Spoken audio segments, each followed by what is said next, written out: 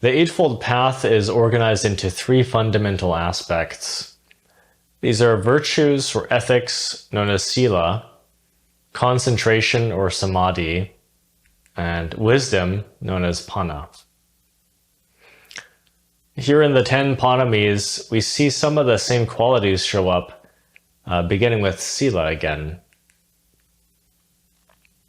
This is because the 10 Panamis was a later formation, and teachers recognized that a list of the most fundamental human virtues needed to begin with Sila, or morality itself, as the foundational prerequisite. Now, like all the selfless virtues, Sila requires development. In the Tibetan tradition, the suttas describe a simile involving Himalayan mountain yaks. It's said that these mountain yaks have very long tails that serve them well at persistently whisking away the perpetual torment of pesky insects and flies, things like flies, and all sorts of whatever else that flies.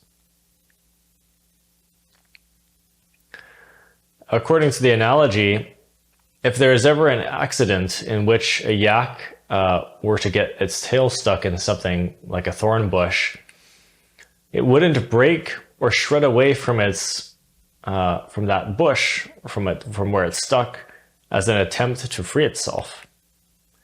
And the meaning of this is that the virtue is it's a necessary mental quality that without it, we would be perpetually tormented by the constant nagging of negative mental qualities, and worse, we would be useless as a race.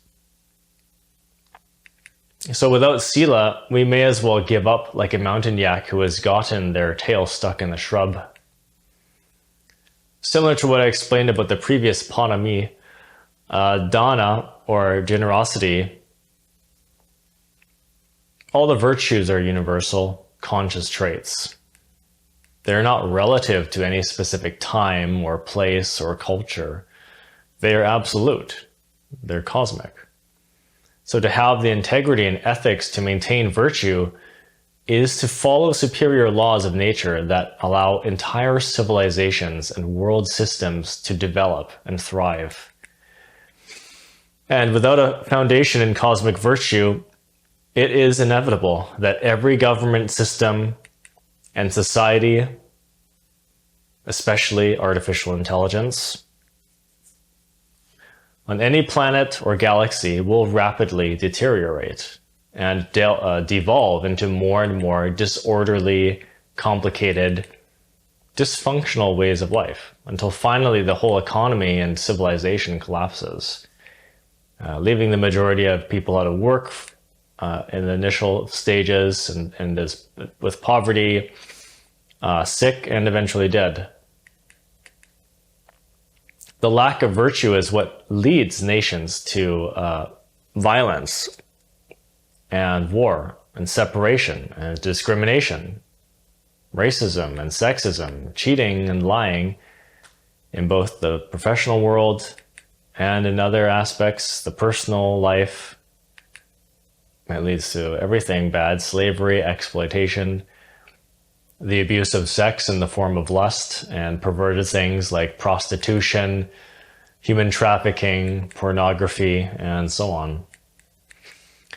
The development of virtue requires comprehension and the observation of precepts. We have to reflect and recognize the causes and effects that virtue and ethics, or the lack thereof, have on societies and cultures.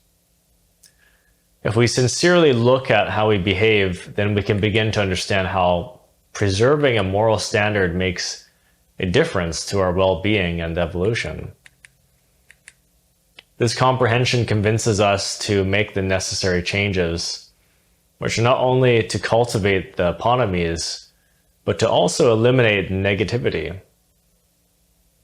both in action and in thought. And these primary negative qualities also have their own lists, one of them being the 5 hindrances, and another being the 5 precepts.